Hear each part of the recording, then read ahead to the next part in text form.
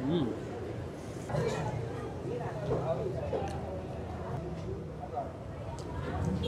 Ba ano yan? Yan yung pagkain na galing pang Bacolod. Tama ba ako? Opo sir, pero kadalasan po talaga yung nandito na nakapacking na siya. Dito kasi sa Pero amin, dito sa inyo, live na po na niluluto po. So mga box, dito pa rin tayo ngayon sa Fusion Alley o Ugbo 2.0 dito sa Sampaloc, Manila. Ayan. So meron na naman tayo napansin at gustong subukan na food trip dito. At ito nga yun, Bacolod City's famous piyaya. From Bacolod, tignan natin kung authentic talaga yung kanilang piyaya na tinitinda dito. At alamin natin syempre kung masarap. So tara, samahan nyo ako, tikman natin. Let's go. Hello madam, magandang hapon po. Magandang hapon din po sir. Madam, ano bang meron sa atin dyan? Piyaya sir. Piyaya. Hot piyaya. Uy, piyaya. Di ba ano yan? Yan yung pagkain na galing pang Bacolod. Tama ba ako? Opo sir, pero kadalasan po talaga yung nandito na nakapacking na siya. Dito kasi sa Pero amin, dito sa inyo, live na po na niluluto. So, authentic Dito na. po ba yan, madam? Yes sir.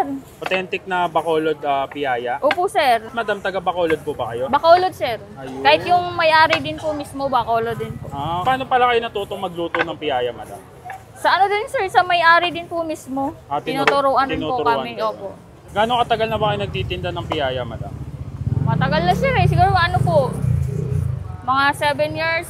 7 years na Opo. rin. Pero yung piyaya talaga, last 2011 pa lang po, nag-start na po yung business yung ano talaga nito. Saan ba kayo matatagpuan, madam? Dito sir, sa De Los Reyes Street po, corner Eloisa Street. Ito yung ano, no, Ugbo 2.0. Opo. Yung oras kayo nagtitinda dito, madam? Alas 4 po ng hapon hanggang alas 12 po ng madaling araw po. Magkano naman pala yung piyaya nyo? 15 po isa sir. Tapos may ano na, may 4 na flavor na po siya. 4 na flavor. Opo. So ano-ano yung mga flavor na meron dyan, madam? Ube, chocolate, caramel, mango. Sige po, pabili ako ng tigi-tigi sa lahat ng flavor. Lahat ng flavor sir. So mga box, ayan, meron na naman tayong na-discover dito na food trip. Kasi sobrang dami talaga ng food trip dito sa Ugbo 2.0. Dito yan sa may Sampaloc, Manila. So, itong nakita natin is sobrang budget friendly. At saka authentic daw yung tinitinda nila.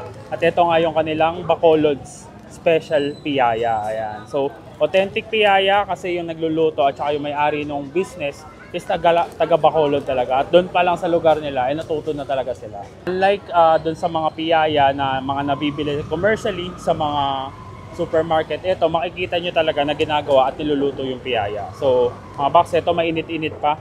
So, umorder ako nung 4 o bumili ako nung kanilang 4 na flavor. Meron silang caramel, choco, mango, at ube. Yun. So, tingin ko ito, ano to? Ito yung kanilang caramel. Ayan. Ito yung pinaka-classic flavor ng piyaya. Tikman natin. Sarap talaga ng piyaya pag bagong luto. Pag mainit-init pa. Hindi nakakaumay yung lasa niya, yung tamis niya, saktong-sakto lang.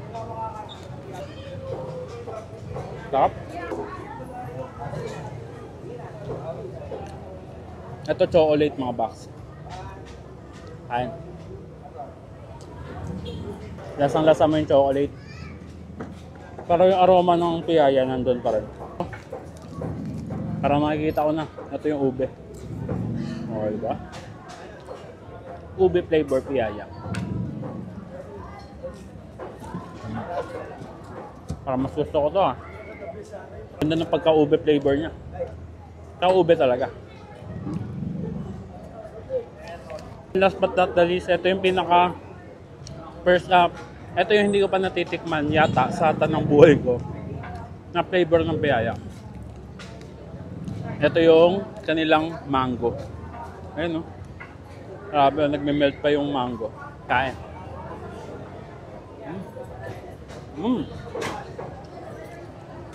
Pero okay siya. Sarap din.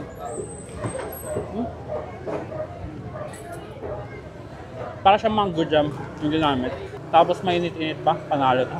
So, yung makatikim ng authentic piyaya at malapit kayo dito sa Sampaloc, Manila, dito sa Ugbo 2.0, ayan, dayuhin nyo na. Hanapin nyo lang yung stall ni ate, ayan, na nagtitinda ng piyaya. Makikita nyo siya live na nagluluto ng piyaya. So mga box, ayan, ubusin ko muna to. Kung gusto nyo masubukan, ayan, try nyo na. At kita-kits sa susunod ko na dayuhin ko saan may masarap, mura at kakaibang kainan. And don't forget to eat, ride, and try. Let's go!